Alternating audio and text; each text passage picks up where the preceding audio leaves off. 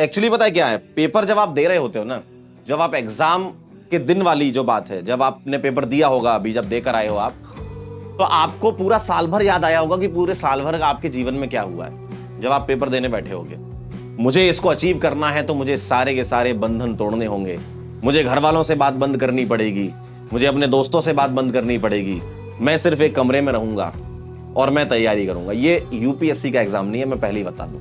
Journey में ups downs आते हैं, तो जब डाउन आएगा तब उस समय के लिए आपके पास कुछ लोग होने चाहिए जो तुम्हें समझाएं। ठीक है, तो सबसे बड़ी गलती है कि आइसोलेशन में चले जाते हैं और जब डाउन आता है तो उसके बाद उठ नहीं पाते हैं। क्यों? क्योंकि टेस्ट का जब एनालिसिस कर रहे होते हो तो उसमें आपको असली सच्चाई पता चलती है ना। और अगर कोई व्यक्ति ये सोचता है कि उसको सच्चाई नहीं बताओ तो कभी ग्रो नहीं कर पाएगा, वो तुम्हारे नंबर कभी नहीं बढ़ पाएंगे। पढ़ना वर्ड हटा के बाकी सब करना है तुमको। पढ़ लो भाई, सारे टीचर अच्छा पढ़ाते हैं, तुम देख लो किससे फ्रीक्वेंसी मिल रही है, तुरंत चालू हो जाओ, क्योंकि काम तुम्हारा बहुत ज्यादा है। तो जो टीचर्स गाइड करेंगे ना आपको, उसको बहुत अच्छे से फॉलो करना है। चाहे आप कहीं भी पढ़ रहे हो, आपको टीचर्स को फॉलो करना है। हर एक टीचर इक्वली कैपेबल होता है आपको एग्जाम क्वालिफाई कराने के लिए। हेलो बच्चों, बहुत बहुत नमस्कार। तो आज हम बात करने जा रहे हैं, जैसा कि आपने टॉपिक देख लिया होगा, कि बहुत सारी गलतियां होती है नीट के एस्पिरेंट के साथ जब तैयारी स्टार्ट होती है। तो उन गलतियों को अगर पहले से आप थोड़ा सा उसका एनालिसिस करो तो काफी हद तक उसको कम कर सकते हो। ठीक है, कुछ 5-6 गलतियां हैं जो मैं आपको बताने जा रहा हूं, जो यूजुअली करते हैं बच्चे। और एक्चुअली पता है क्या है, पेपर जब आप दे रहे होते हो ना, जब आप एग्जाम के दिन वाली जो बात है, जब आपने पेपर दिया होगा, अभी जब देकर आए हो आप, तो आपको पूरा साल भर याद आया होगा कि पूरे साल भर आपके जीवन में क्या हुआ है जब आप पेपर देने बैठे होगे। तो जब आपने पूरा साल भर एक राउंड में देखा या एक नजर में देखा, बहुत तेज तेज चल रही होगी चीजें कि मैंने इस समय ये किया था, उस समय ये किया था। ठीक है, पेपर कैसा जाएगा, अच्छा जाएगा, नहीं जाएगा, ये जस्ट पेपर के पहले की बात बता रहा हूं। बहुत सारी चीजें दिमाग में चलती है, बहुत सारे थॉट्स दिमाग में आते हैं। ठीक है, और उन्हीं थॉट्स को आपको थोड़ा सा कंट्रोल करना चाहिए। तो क्या क्या चीजें हैं जिसमें आप गलतियां करते हो, उसके बारे में बता रहे हैं। सबसे पहली बात और सबसे बड़ा मिथ जो है, ठीक है, सबसे पहली और सबसे बड़ा मिथ है, 5 गलतियों में सबसे बड़ी गलती जो मेरे को लगती है जो आप लोग करते हो,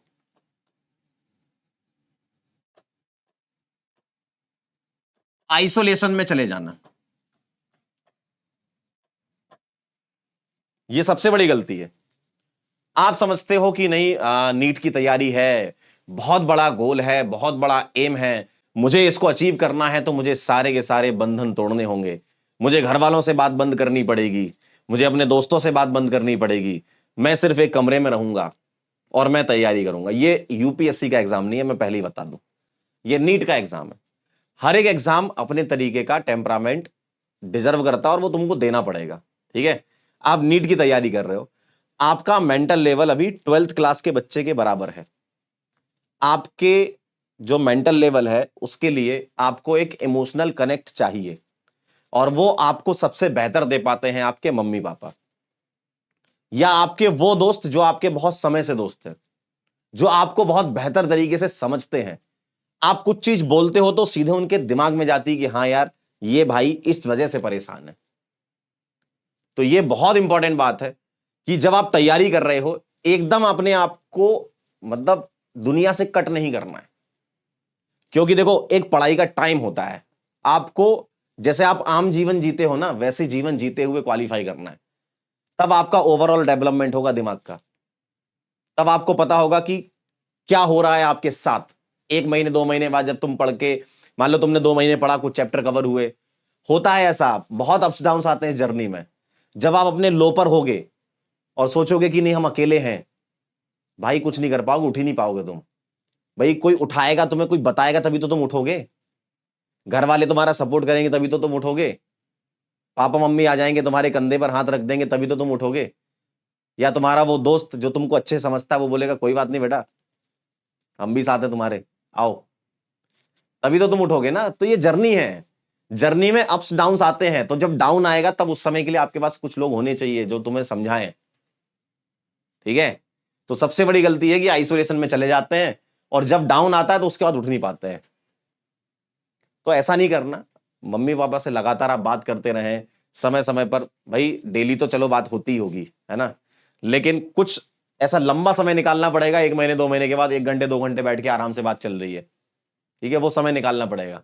कुछ नहीं तो ऐसे ही बैठ गए मम्मी पापा के साथ, ठीक है, मतलब समय व्यतीत करना पड़ेगा आपको थोड़ा सा, ठीक है, और 1 घंटे 2 घंटे से कुछ नहीं हो जाता, ठीक। तो सबसे बड़ा मिथ है, आइसोलेशन में नहीं रखना है तुमको यार, कुछ लोगों को अपने साथ लेके चलना है उस जर्नी में, उस कॉन्ट्रीब्यूशन को तुम्हें नहीं भूलना है उनके, ठीक है, जो जर्नी तुम्हारी चल रही है ना उसमें उनका कॉन्ट्रीब्यूशन होगा। अकेले इंडिविजुअल सक्सेसफुल नहीं हो पाओगे तुम, इंडिविजुअल पहुंच गए कि नहीं हम तो नीट क्वालिफाई कर गए, बहुत कम होते हैं ऐसे लोग, बहुत कम होते हैं। ऐसा नहीं है कि आइसोलेट हो जाते वो पढ़ते नहीं है, पढ़ते होंगे, लेकिन मैं बात कर रहा हूं मैक्सिमम लोगों की। आपको इमोशनल कनेक्ट चाहिए, स्पेशली मम्मी पापा का तो चाहिए ही है, ठीक है। दूसरी बात, सेकंड, अगर स्टडी की बात करें तो टाइमर के साथ ना पढ़ना।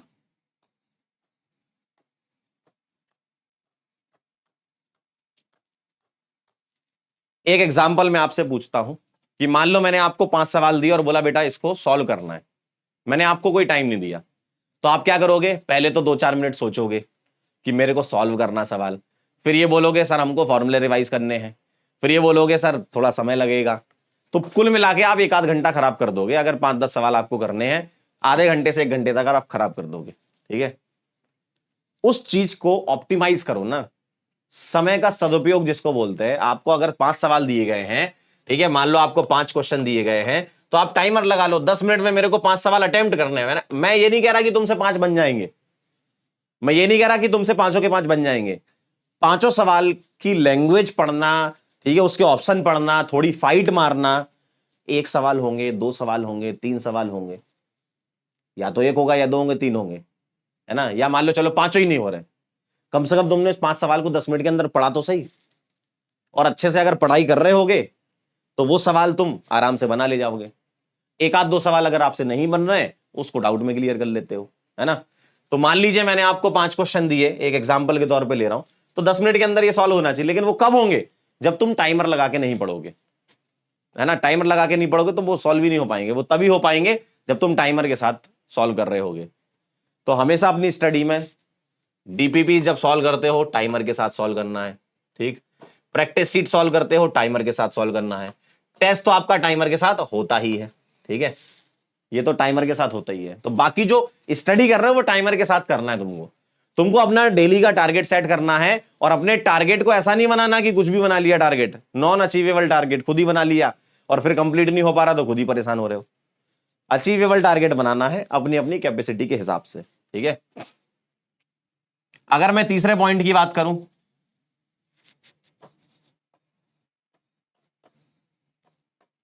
टेस्ट के एनालिसिस से घबराना,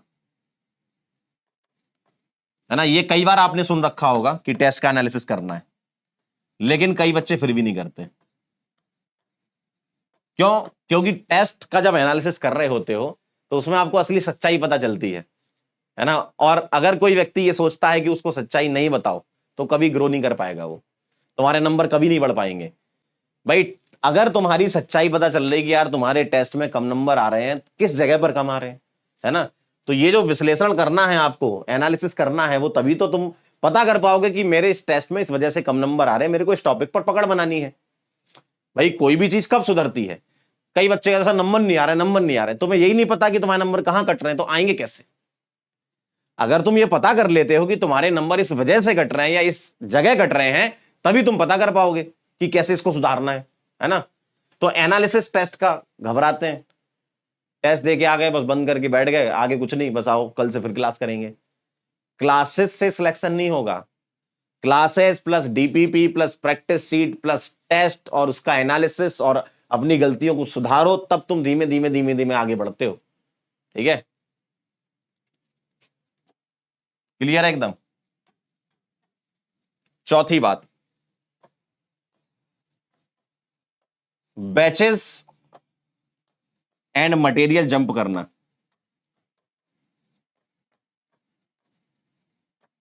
ये बहुत बड़ी मिस्टेक होती है।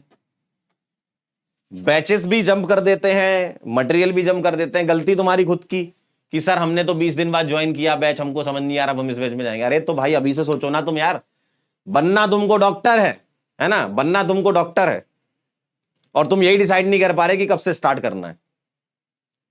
पिछले साल जो हुआ उसको थोड़ा सा दिमाग में रखना है।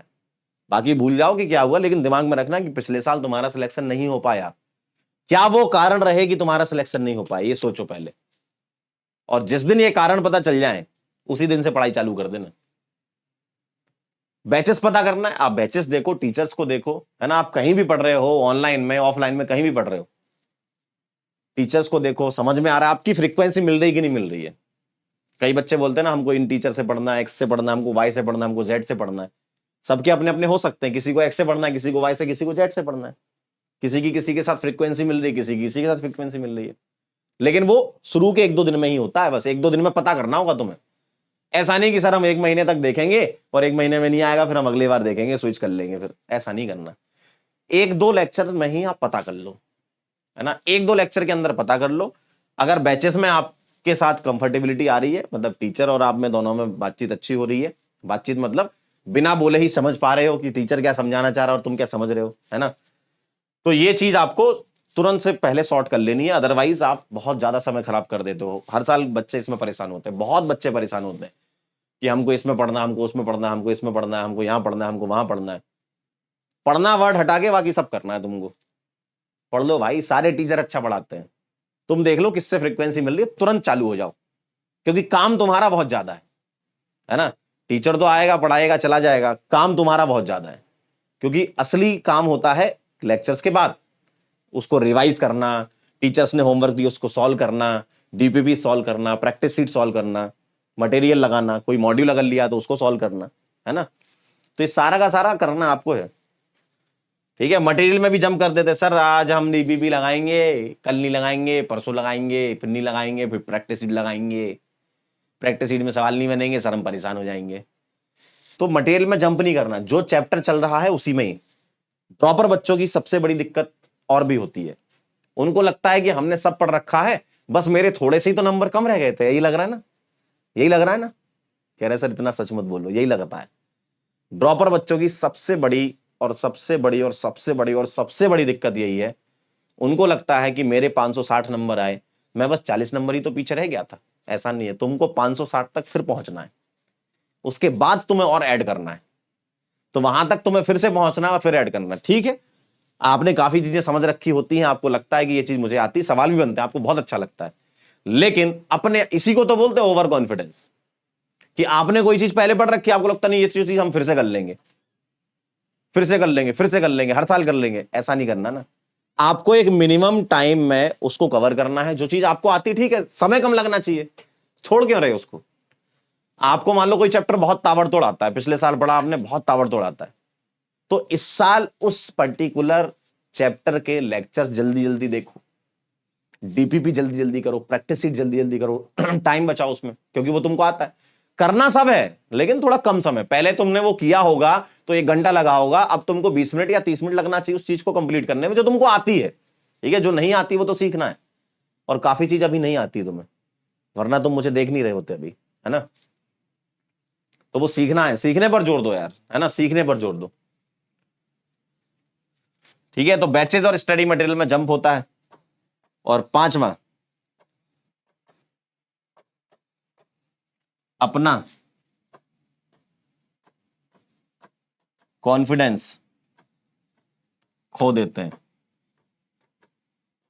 ठीक है, अगर हम ड्रॉपर बच्चों की बात करें तो उनको, कई बच्चे ऐसा होते हैं उनको लगता है यार, मतलब उनके अंदर कॉन्फिडेंस नहीं बचा, उनको लगता है यार सिलेक्शन फिर नहीं हुआ, है ना, हमने पेपर दिया, बहुत अच्छे से तैयारी करके गए थे, हमारा सिलेक्शन ही नहीं हुआ, यार होगा कि नहीं होगा। कई बच्चे इसमें डिलेमा में रहते हैं, सर मुझे ड्रॉप लेना चाहिए नहीं लेना चाहिए, अगले साल हो पाएगा नहीं हो पाएगा, पहले मेरे 20 नंबर कम रह गए थे, अब आ पाएंगे नहीं आ पाएंगे, बहुत डिलेमा में रहते हैं।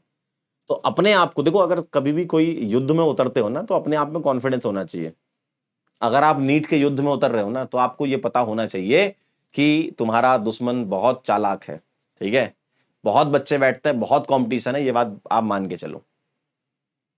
तो आपको वो सब करना पड़ेगा, साम दाम दंड भेद सब लगाने पड़ेंगे उसको हराने के लिए, मतलब एग्जाम क्वालिफाई करने के लिए। तो उसके लिए तुमको खुद के अंदर कॉन्फिडेंस होना चाहिए कि जो मेरे से बोला जाएगा वो हम करेंगे, और जिस भी टीचर से आप पढ़ रहे हो जो वो बोलते जाए वो करते जाओ। अपना ज्यादा दिमाग चलाओगे कि सर नहीं मैं एक काम करता हूं किसी बुक से सवाल कर लेता हूं, तो एक ही दिन तो करोगे तुम। किसी बुक से 20 सवाल कर एक ही दिन करा तुमने, लेकिन जब तुमने वो सवाल करे तो दूसरी चीज तो हैम्पर हो गई होगी ना कुछ, या तो डीपीपी नहीं कर रहे होगे, या प्रैक्टिस सीट के सवाल नहीं करे होंगे तुमने पूरे, या टेस्ट का एनालिसिस नहीं करा होगा। तो जो टीचर्स गाइड करेंगे ना आपको, उसको बहुत अच्छे से फॉलो करना है।